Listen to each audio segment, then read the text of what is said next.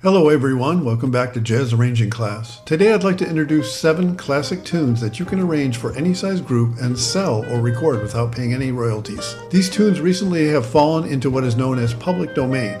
I picked 7 different tunes that you should consider adapting and reworking into a jazz arrangement that you can sell or give away for others to enjoy. What exactly is public domain? Under U.S. copyright law, works published in 1929 have now passed the 95-year mark, which means their copyrights have expired. These tunes are now owned by everyone to do as they please. You can take these melodies and create your own jazz arrangements, sell them, submit them to Spotify or YouTube, and there are no licenses or fees involved in doing so. No permission needed. These classic tunes are yours to do whatever you'd like with. I chose 7 that I thought would make terrific jazz arrangements. As you listen to each one, use your imagination to consider how you could reharmonize or change the style of any one of these tunes to make a fabulous chart. Number 1, Ain't Misbehavin' by Fats Waller. This tune was written for a Harlem revue called Hot Chocolates, and Louis Armstrong made it famous on Broadway. The melody is classic stride jazz, but this tune could easily be reharmonized and scored as an easy swing tune. A terrific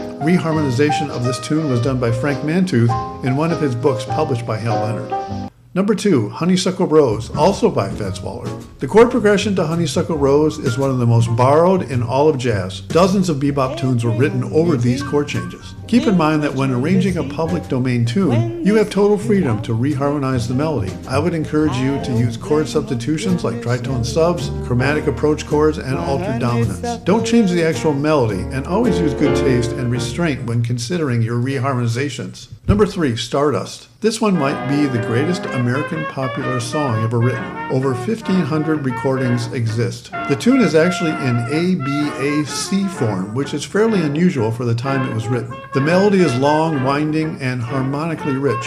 Use your imagination with this tune when considering your own chart on it. Number 4, What Is This Thing Called Love by Cole Porter. This tune also has been recorded countless times.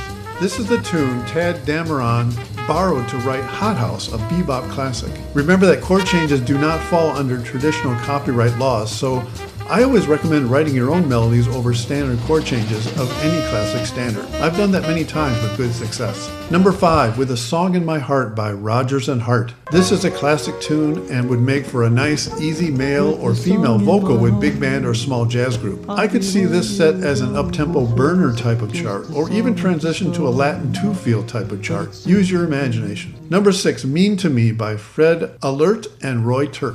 This is another terrific tune that with reharmonization could be set for big band or combo with great success. Mean to Me is most associated with Billie Holiday. Frank Mantooth's big band chart on Mean to Me was featured on the Air Force Falconer CD called Every Time We Say Goodbye, recorded after his untimely death in 2004. Number 7, More Than You Know by Vincent Youmans. This is another somewhat obscure standard tune that was typically recorded as a ballad. I could really see this tune set as an easy swing big band chart set in the style of a writer like Sammy Nestico. Or it could possibly be arranged as an up-tempo bossa nova style rendition. Here are a few tips and ideas on how to take these public domain tunes and turn them into fun and enjoyable arrangements. Number 1, always change the rhythmic feel of the melody. Don't change the notes, just change how they are played. Displace the melody by an 8th note using anticipations on the and of 2 and 4. Typically, the rhythm of old standards are very boring and bland when taken directly from a fake book. Your job as an arranger is to make the rhythm of the melody come alive with more rhythmic interest. Number 2, always consider the possibility of changing the tempo and style of any given tune that you choose to arrange. You can take a ballad and turn it into an easy swing tune or an up-tempo Latin chart. If the melody warrants it, you could turn it into a jazz waltz. Oftentimes, the contrast between a familiar melody and an unfamiliar setting is where the magic really happens.